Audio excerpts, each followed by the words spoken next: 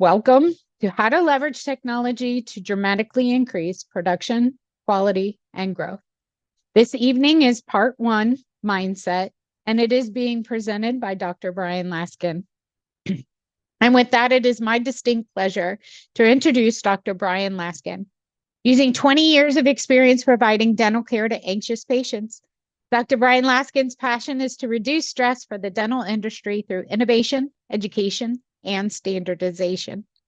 Through his multiple businesses, Upgrade Dental, Digital Nitrous, Opera DDS, and Tooth Apps, and being an author of the book, The Patient First Manifesto, Dr. Laskin excels at integrating technology and teamwork into practices.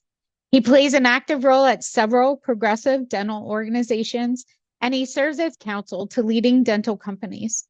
Through participation at the Dental Standards Institute groundbreaking workshops, Dr. Laskin is giving patients a voice as well as creating important guidelines for emerging technologies. And with that, it is my pleasure to say, take it away, Dr. Laskin.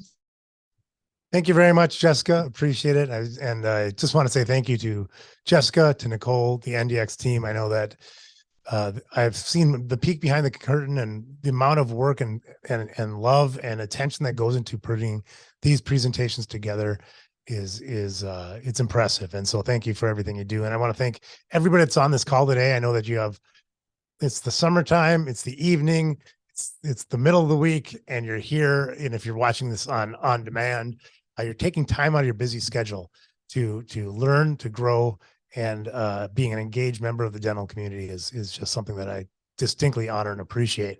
So I will do whatever I can to make this time valuable, and specifically so that today we can talk about how to leverage your mindset when it comes to technology and dramatically increasing your production, quality, and growth. And as you'll see, I think there's a shift in mindset that we as a profession can have when it comes to how we view leveraging technology that can be beneficial. Some disclaimers. I won't go through all of these, but Jessica did mention some of the companies I'm part of. Opera DDS I did sell, so I'm not part of that company anymore, but I've added a few more. I do a lot in the tech space in dentistry, and so I get to see some aspects of the industry that are closed off to some other people. Again, I've created Opera DDS, but also Upgrade Dental, Tooth Apps, Digital Nitrous. My first book is a Patient First Manifesto, and I've got another book, Dental Disorder, coming out next month. So I'm excited for that. And my practice is called Lake Minnetonka Dental. I don't practice very much anymore, but this is what my practice looks like. It's in a suburb of Minneapolis, about 6 blocks away from where I am right now. And when I moved my practice into this location, we just occupied the first floor, but then we actually ended up filling up the whole building, having multiple locations. And I did that primarily through leveraging technology, particularly leveraging technology to shift the practice of dentistry from the patient's perspective, which I feel is under leveraged in dentistry. We'll talk a little bit more about that. I've been on some magazines covers and been interviewed, and again, developed my own technologies, sold the practices about 4 years ago. And it's really allowed me to focus on what I think it to be higher level problems in the industry, like Jessica said, standardization, interoperability right now, and how to help others like you to leverage technology. This is a disclosure basically saying that there's no financial incentive or in-kind support from any commercial or other organization for this presentation. But we have some very distinct goals for today that I hope will excite you. Number one, I'm going to talk about a filter that you can use to evaluate whether any piece of technology. And you'll see I want to redefine what technology actually means today to you. But then also a filter of how to evaluate if a technology is right for you, right for your practice, right for your patients. We're going to illustrate the difference between those that successfully implement technologies and those that don't. You probably have seen that there's some offices that just get every piece of technology and it just works. And for some, it seems like they struggle with every piece of technology. And hopefully we'll give you insight into the differences between those practices. and we're going to detail a core example. I'm going to go through in a little bit of detail, an example of a system that you might not think of as technology, that you can produce higher quality results in less time than you're probably doing today. So that when you send your restorations to NDX, you'll be doing them with a higher quality, hopefully in less time than you did yesterday if you put this into effect. And it's probably something that when you think of technology, it's one of the last things you would think of. But before we get started, I want to give you some context of what we're going to be talking about, and also that thinking tool that I mentioned and how you can evaluate any piece of technology. And we're going to be building, if you're going to be with us tomorrow and the next day for step one, step two, today's step one, step two tomorrow, and step three, we're going to be building up on some of these concepts, fleshing out more technology, from the earlier technologies to what sort of emerging technologies, some that you may not have heard of over the next couple of days. And I want to start off by mentioning that, if you go to a trade show, you walk around, or maybe you heard of a new technology and you reach out to that salesperson. I think there's some misconceptions about how to communicate with salespeople in our industry. Usually, and I know a lot of people, representatives from different companies, they're usually very knowledgeable in the technology, the services that they're providing. However, in reality, they only know the tip of the iceberg. They only know the technology that they're presenting. They might know about different technologies, but they don't have the context for how that technology may or may not fit your practice. So when you're talking to anybody, if you talk to the great people at NDX who know all about technology and they're talking about a new piece of technology that might help you, they probably have more context than a salesperson, because they have, maybe they've seen your preparations, for example, or they've seen the cases that you do in your practice. So they have more context. But a salesperson or a representative from a company that has something, I do believe that most salespeople, most representatives, most definitely the people at NDX have your practices, your patients best in mind. However, they don't have the context that you have. So hopefully this tool will help you provide the context that you can ask the right questions to see if a technology is right for you. And the filter that I use is this is the learning tool. It's an acronym that I call the cost of implementation. So anything, this doesn't even need to be a technology. Maybe it's a new service that you're going to provide in your practice, new procedure. I look at it from the lens of the acronym cost. The C stands for clinical quality. How does this technology, this procedure, affect the quality of care that we deliver to our patients? O stands for observations by patients. What is the experience that our patients have when encountering this technology, this procedure that we're adding, this new service? The S is a dollar sign for ROI, and the T is team health. How does this affect your team? For context, the first two for me are a light switch. If there's any negative repercussions to the clinical quality that we deliver in our practice, or the experiences, the observations that our patients have in our practice, it's a no-go. Either one, not both, just either one of those. If it's a negative effect if it has a negative effect on clinical quality, or if it negatively affects the observations that our patients have, their experiences, then we don't bring that into our practice, period, full stop. The other two, ROI and team health, almost always have some type of a negative associated with them, that there might be a period of time to have the positive outreach, get to what I call the size of the prize on the other end of implementation. There's usually, you have to slow down, you have to learn something. When you show up to the office tomorrow, you have to do something different than you did yesterday. And that might slow you down, which has a negative effect on ROI. Most of the time, you might need to invest time, money, energy, training that slows you down. So ROI and team health is something that you have to calculate, you have to look at and be sort of objective about, and know that there's usually going to be a negative aspect of it. So define what's the investment of time, energy, and money. How is this going to affect my team? What do they have to learn? And make sure to factor that into whether or not this is something worth implementing. But then also importantly, calculate the size of the prize on the other end of implementation. If this is going to take you 3 months, but it's going to increase your production by 30%, well, that's well worth that. It's well worth it to slow down, to speed up. If you need to have your team train on something, but then they're going to enjoy their job more.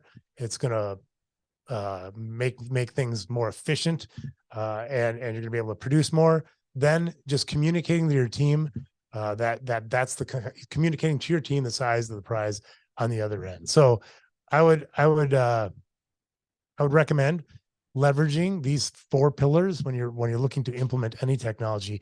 Again, this is how you take anything and apply it to your practice, that iceberg that's below the water. How does this affect your clinical quality, not the neighbor down the street? How does this affect your patients and what they expect in your practice? Your ROI, your team health, every practice is a slightly different, but if you use this tool, you'll be able to provide the context to those salespeople, to the representatives who are talking about something new. And like we mentioned today we're going to talk about level 0, because there's different levels of technology that I like to categorize technology into. And today we're going to be starting off with what I believe to be the foundational, most important step, which is your mindset. So I call it level 0. Before we're going to be doing anything new, we have to look and say, what's our mindset? How are we viewing technology? How do we implement technology once we've run it through the filter? So we mentioned it before. What makes it so that in one practice, there's a CAD CAM system up in the attic collecting dust, like this poor practice on the left, versus a practice on the right has 4 systems, that's cranking away, the milling chamber is always going, and they love doing in-office milling, scanning. They're sending out they're sending out tons of scans to NDX to have beautiful restorations made, complicated treatment plans. What makes one different than the other? Well, for an example of mindset, we're going to talk a bit about what I think is one of the most simplest technologies, but profound example of what I mean by mindset when it comes to technology, your burr block. And to be clear, like, I didn't even plan on ever talking about my own burr block. I mentioned it in a class when I was talking about preparing for all ceramic restorations and how I do things. And everybody wanted to know about the burr block.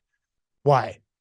Well, if we look at the clinical quality, and we'll talk a lot about this, if we consistently do things the same way, that means we have predictable results, because we know what we're doing before we get there. That improves clinical quality. So and I've worked with many dentists who do not follow a step-by-step formula when they prepare a tooth, for example, for an all ceramic full coverage restoration. When every tooth is a unique snowflake, as we'll talk about in a little bit, it makes it difficult to have predictable results. Also, if you have predictable results, if you follow a formula, your patient's experiences are much better because they're in the chair less time. If you walk in and you confidently execute on a plan that you've done 50,000 times, the patient's experience they're just floored with how seamless everything is, because you've practiced it, you've done it. You're not doing 50,000 different crowns. You're doing the same procedure 50,000 times. And obviously that's going to positively affect your ROI. You're getting better, more consistent results in less time, right? And we'll talk about team health in a little bit, that this is what A players would like to have. They want people who are great team members in dentistry like to have a plan to follow. So our goal, as I walk through this system, is to communicate today how to prep teeth in less time than you're doing today with higher quality. And I have a sort of prescriptive formula that I've gone through many, many, many thousands of times to get us there. I want to mention first that there's this idea that, sort of a universal business idea, that if you have good, you have fast, and you have cheap, you can only pick 2 of the 3. I'd like to challenge that a little bit today. I think that if we systematize what we do, we can achieve better results faster for less cost, or it maybe even better, say higher ROI. So we are hopefully operating in that elusive middle section that this slide calls utopia. And so that's what I'm striving for today, to communicate to you with one example. And you can make many, many, many more. Once you follow this example and you extrapolate to other procedures you do, extractions or Invisalign or orthodontics, or when you're doing implants, you can extrapolate how you can take similar mindset, which is what we're talking about today, and create a formula for everything you do. And then the key is just to slightly tweak it as you go. What we're not talking about is cutting corners. We're not talking about lower quality. Again, anything that is going to lower the clinical quality or the observations by my patients, I'm not going to bring into my office. So I believe strongly that if this isn't higher quality, it should not be done this way. However, we're not talking about cutting corners. We're talking about mindfully executing or designing a plan and then executing it the same way, and only having a variation when there's a reason for that, and looking for slight improvements as we do it each time, so that the 50,000th restoration that we do is significantly better than the first. Not the same. We want incremental improvement on a plan, on a mindset that we're creating a system for everything that we do. It's going from just like looking at every tooth and as this challenge that we're going to have to grunt through, to mindfully designing a system so that we can get higher quality results in less time. And I'm going to mention it again, the laboratory technicians and national Dentex are world-class, and they can help you. They can help evaluate. I don't know if you've ever had the communication with your laboratory technician about the results, about your preparations, about the impressions or the scans that you're sending. They're there to help you. So reach out and ask them. And then set a period of time, maybe it's next 90 days, where you're going to work on developing a system with your laboratory technician to get higher quality results. That little bit of communication and coordination, systemization is going to pay off in higher quality results, but also your patients will feel the workflow efficiencies that you have. They'll be in their chair less time, which makes them less anxious, which again has a positive loop to having higher quality results. Your team will be happier because you're actually following a process, and it has massive, massive positive effect on your ROI, on your production and your practice. So, this is a little bit of a outlier. I want to just mention that, when we're talking about being faster and better, that's not typically what I believe the mindset is in dentistry. I think that people think if it takes 2 hours to prepare a tooth, you're doing it at a higher level of quality than somebody who takes 2 minutes. And I fundamentally disagree with this mindset. And if when at the end, I'd love to have the conversation if you disagree with me, because I believe that the reason why it's efficient is not because we're striving for efficiency. It's because we have a simple plan that's easier to execute, that we can do over and over and over again. Every variable we add adds the possibility for things to go wrong. So in my mind, simple and predictable is better. And so that this is a bit of a outlying mindset in dentistry. So you have to kind of rethink how we view preparing teeth for most dentists that I've talked to. Think of it this way. What is higher quality? A Rolls Royce, I think this is a Phantom on your left, or a Kia on the right. And I have a quote that's in my notes that I can't read, but there is, if you look at the quote about reliability of a Rolls Royce, if you Google Rolls Royce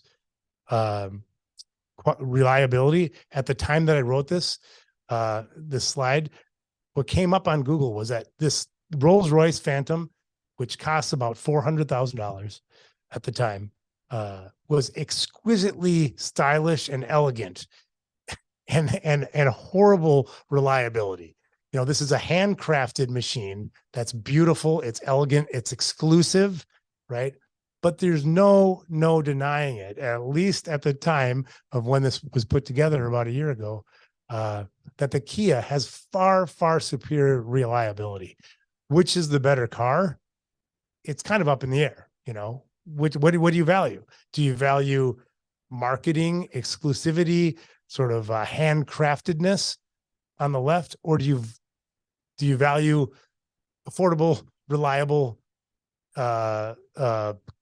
transportation that's frankly going to get you from A to B better, more predictably than the handcrafted, right? But we look at the Rolls Royce, and because it's exclusive and it's been marketed and it requires additional effort, most people would never say that Kia is better than the Rolls Royce. But if you looked at every metric that kind of matters, whether a car's reliable, if it's going to get you from A to B, now obviously that Rolls Royce is probably going to be more comfortable. But put a Mercedes that's automated here, right? Is that going to be not as comfortable as the Rolls Royce?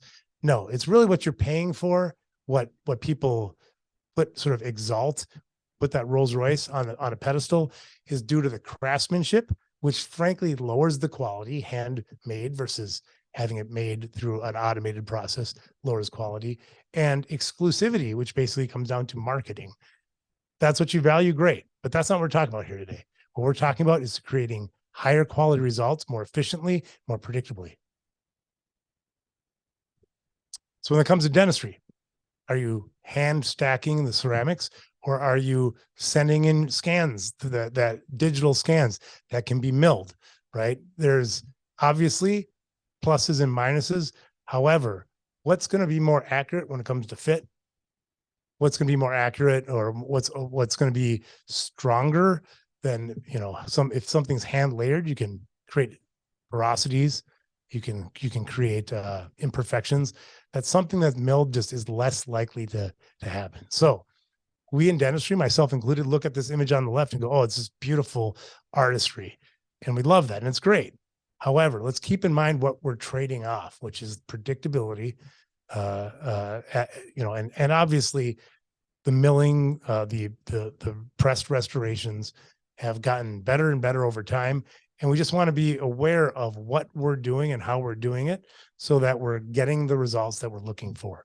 And again, what we're talking about today is predictable results in less time, more efficiently, and having better experiences for our patients. When it comes to dentures, are we waxing things by hand or doing 3D printing? Now, there's been improvements in 3D printing when it comes to the materials, and this is a very hot topic right now. This is more of an emerging technology, as you'll hear over the next couple of days, than milling or even printing crowns. But again, just make sure when you're talking with the laboratory technician that we're aware of the procedures that are available, of how these restorations are made. Are we scanning, sending it versus sending it a physical impression? And don't elude yourself that handcrafted is necessarily better just because it requires more effort. I've been doing milled restorations for my entire career, and I would take the quality of a milled restoration, even from 20 years ago, the fit, the function, over a hand stacked restoration any day. Now, aesthetics are a totally different deal. And so again, just like when we're talking about the filter that we have for evaluating technologies, we want to have that different lenses that we look at each specific restoration, and lean on the expertise of your dental technician at NDX, this is what they do. They're aware of all of these technologies. One of the great things about National Dentex is that they leverage all of these technologies sort of they're on the cusp of this, so they can help you make these decisions too. Coming back to our burr block. Again, I was doing a lecture about prepping teeth. Talked about how I'd spent the last decade refining my processes and how to prep restorations. My first all ceramic CAD CAM restoration took me 4.5 hours to do. 4.5 hours. Yes, I'm not very fast. However, what I do is I incrementally improve over time. So when I sold my practices, The average restoration, start to finish with a fully cemented crown, took 40 minutes. Why? Because I'd done over 50,000 restorations, and each time I was trying to improve just a little bit. And if you improve 0.25% over 50,000 restorations, you will have, going from, you'll get the results that I got, where you will go from 4.5 hours to 40 minutes very, very efficiently. And that comes from not looking at every tooth for the same procedure as a unique snowflake. And I think, again, if you think back to that Rolls Royce, if every time we're creating a car, we're recreating it, we have to solve the same problems over and over again. We have to make all sorts of decisions that, again, increase variables, increase points of failure that can come up. So I would argue to not look at each tooth as a unique snowflake whenever possible. Obviously, there's variations, particularly when it comes to things like endo or oral surgery. But today we're going to be talking about an all ceramic full coverage restoration. A traditional felspathic crown, not zirconia, as you'll see.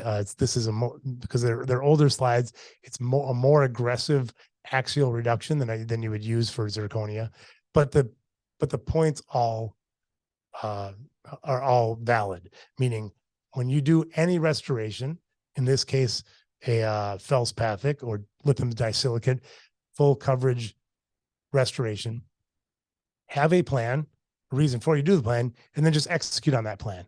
And the first time you execute on the plan won't be as good as the 10th time, the 100th time, then 1,000th time. Then after you do it 2,000 times, it's going to be like clockwork. And that's when you really hit that stride of efficiency, quality, and elevated patient experiences. So the goal here, again, is to be more consistent, more predictable, and more efficient. Why? Because your clinical quality is going to go up, observation by patients are going to go up, ROI is going to go up, and your team is going to be happier. Commonalities equal less complexity, right? So as we look for what's not different between each procedure, but what's the same? So how can we do everything that is the same for each procedure the same way every time, in the same order? In my practice, we actually had all of these steps written out in order that we did them. It leads to higher quality, less complexity. And I believe strongly that if we can remove complexity in our restoration, in our procedures, we're going to have a higher quality result. And I think that sometimes, because we enjoy doing the practice of dentistry, we revel in the complexity. However, again, look at the Rolls Royce versus the Kia. The more complexity, it's going to be a less efficient, more unpredictable result. And your team will not nobody likes when you run behind because there's a complex restoration that didn't need to be so, right? Versus, like I mentioned before, those A players right now, and I like to mention team health a bit, because obviously I think in dentistry right now, attracting, retaining, and training to have an excellent team is one of the biggest barriers that we have in achieving our dreams. Obviously, people have left every profession, but the profession of dentistry, auxiliaries are harder to come by, and it's hard to find great assistants and hygienists and business team members than ever before. So thrilling our team and making their job less stressful and easier, I think, is a primary goal for every dentist. And by systematizing your procedures, you will certainly get a long way to having your team have a less stressful day. So today, we're going to be talking about the full coverage prep game plan when it comes to all ceramic milled restorations. Again, lithium disilicate, felspathic, it's a more aggressive axial reduction than you may be doing. I'll talk about that a little bit. But the prep is the foundation. Now, we're talking about a 2-minute prep. That does not mean at all that we're looking to cut corners, right? In my mind, you just can't compensate for a bad prep, no matter how good the lab technician is. If the prep isn't there, it's like they say in Hollywood, if it's not on the page, if it's not in the script, it's not on If it's not on the page, it's not on the stage, right? The script is everything. And in our world, if we're talking about full coverage restorations, it all comes down to the prep. If you're having restorations fracture, look at your preps. I mean, that's what it comes down to. There's other factors that can come into play, like whether if you're bonding, if you have good isolation. But as somebody who's trained thousands of dentists, the prep is the vast majority of the issues that I see people who have repeated issues. It comes down to the prep, which is one of the reasons why I'm talking about the mindset, and the example being a full coverage restoration. So our outcomes that we want to have is a consistent prep that takes 2 minutes. Our goal isn't to do it in 2 minutes. I just want to say that our goal is to do a high quality preparation consistently. And it will just, after you do it many times, it will only take you 2 minutes because it's not complicated. It's very simple. Simple doesn't mean it's easy, right? It's a simple in process. However, it's not easy because we're striving for it to be perfect. Even though it's a simple preparation, when we're doing milled restorations, we want to be as exacting as possible. But that doesn't require much time once you've done it 100 times. So eventually, this should take you 2 minutes on average or less. Lower your stress. If you have a game plan and you go into the procedure and you know what you're going to do, there's just less stress about what the outcomes are going to be, and even what you're going to do. You know the steps, and it's all been formulated out for you. We're going to decrease the complexity of the preparation. And again, these are the steps that I would recommend, other than the 2 minutes, because each procedure is different. Try to look to do these in each one of your procedures so that you can come up with a formula that will lower stress, decrease complexity, decrease the inventory, which also increases your ROI, and reduces complexity when you have less inventory to manage, increase the quality of care, as that's always what we're striving for, and increase the predictability of our results. It's a little different. You know, I think of quality of care as long-term quality, but predictable means that we know when that patient comes in, we know the results we're going to have. We know how long it's going to take us, so we don't run over, which is a huge part when it comes to the patient's experiences. And so we just get consistent results every time. The universal steps, when I'm talking about prepping for all, and then you can extrapolate this to other restorations too. But again, we're talking about a full coverage, all ceramic restoration, is to prep to the ideal, regardless of what's going on the tooth. I don't care. This isn't a unique snowflake. We're treating every tooth the same, looking at all the commonalities. So I'm going to, with every all ceramic full coverage restoration, I'm going to prep to the ideal first. Then I'm going to remove caries, damaged tooth structure. So just go in and remove, and you'll see this in a little bit, and then refine as necessary. Now you could put refine as necessary if you need to do some type of a buildup or a liner or whatever that is. But we always start in our practice prepping to the ideal, removing the damaged tooth structure, and then refining. Tips to increase efficiency. Number one, we want to get ahead of any problems. And one thing that slows you down and makes things more challenging is bleeding tissue. So the best way to manage the tissue is not to have to manage the tissue. And so I always recommend, not always possible, but in the vast majority of cases, it is possible not to touch the tissue. And I'll give you some tips on that in a little bit. Because obviously if you hit if you scratch the gingiva and it's somebody who doesn't floss, 90% of the patients, you're going to have a tissue to manage. So the key is to not touch the tissue in the first place. If you do need to manage the tissue, I don't like going halfway and try doing a hemostatic agent and then something else. I go to what I know works, which is a good soft tissue laser. Again, predictability. If I'm packing cord and putting in some astringent, is it going to stop? Is it going to get the tissue out of the way? Is it going to stop the bleeding? Many of the times, but sometimes not. If I've got a good soft tissue laser, I know that tissue's out of the way and there's no bleeding. And then as we do these each time over and over again, what we're looking for is a smooth, great preparation, as close to perfect as possible. Again, simple preparation, but it's not easy because we're striving for perfection each time. Even though it only takes 2 minutes, we want to be as perfect as possible.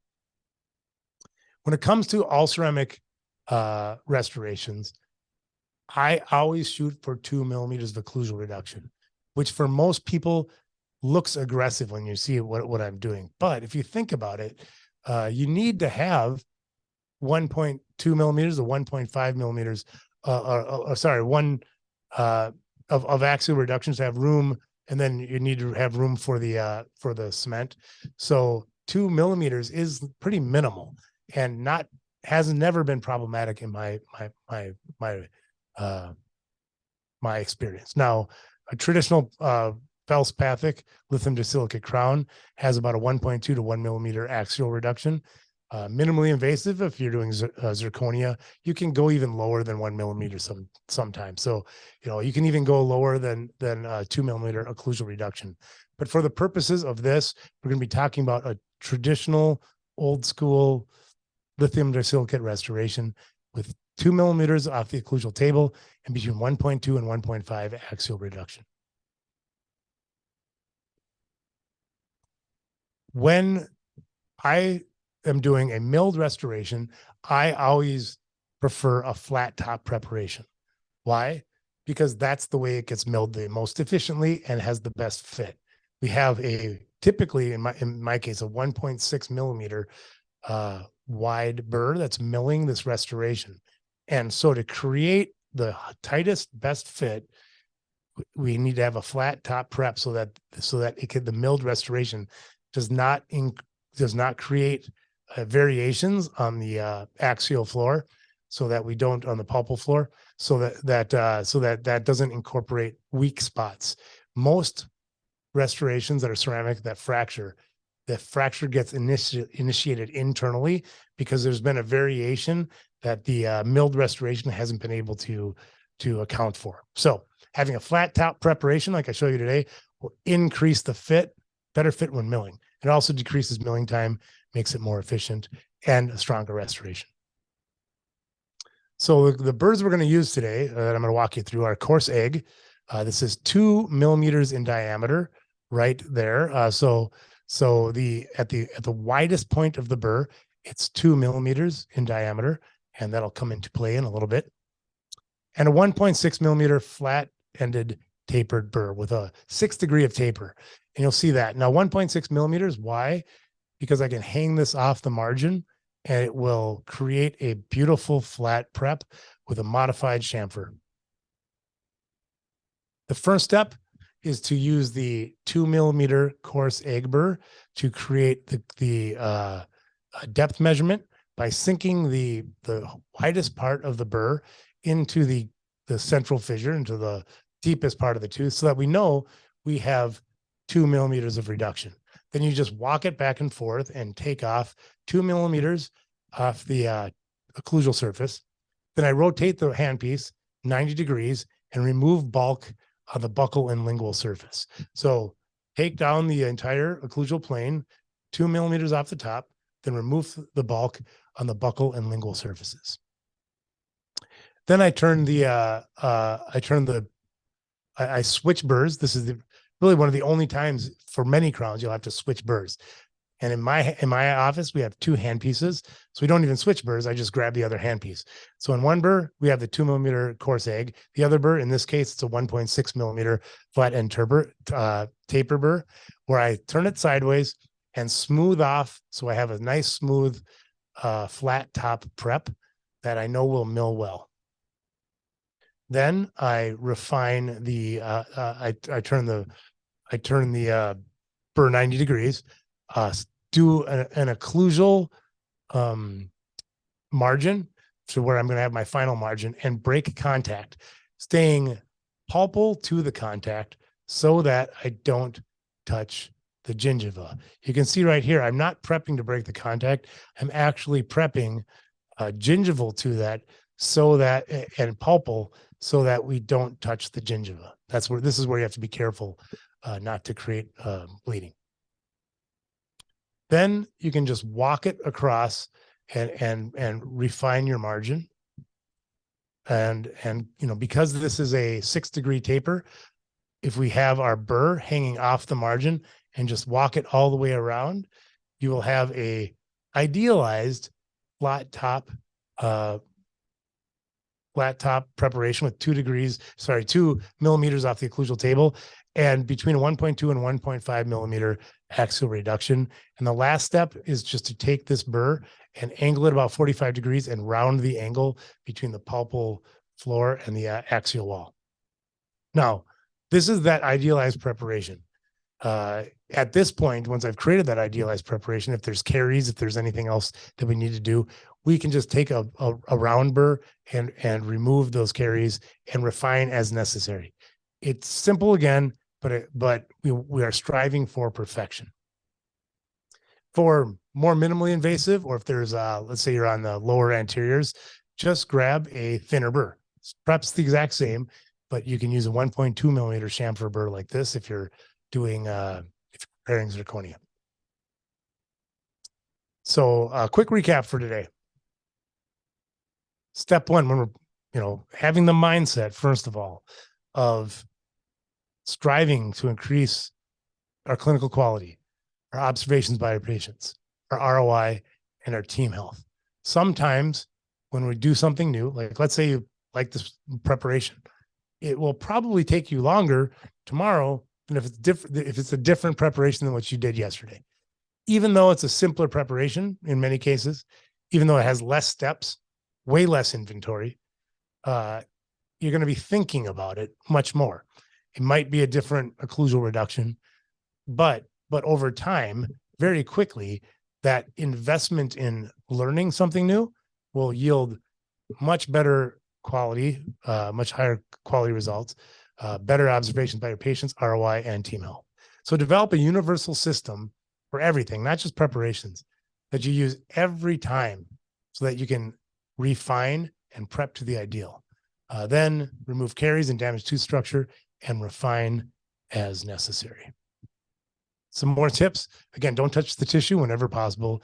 If you do need to manage the tissue, I like to use a good laser. It just shortcuts your success. And remember to communicate with your laboratory technician on the results you're getting, making sure that you can tweak. It's a great way to get feedback. Talk to your laboratory technician at National Dentech, and they can help you get the results you're looking for. It's another set of eyes that's very valuable. And the way to get to great preparations that are smooth, leveraging a system, is with repetition. That way you're not doing the same thing 25 different times, you're doing the same thing 20 times and learning. So after today, I would recommend that you go home and make a list of the procedures that you're maybe taking more time than you want to, or maybe you're not getting the results you're looking for. And communicate with your laboratory technician, communicate with your team, and come up with a list of those procedures, those processes that you want to improve. List the commonalities. What is the same every single time? And how can we operationalize that so that we can reduce our inventory and get better results in less time?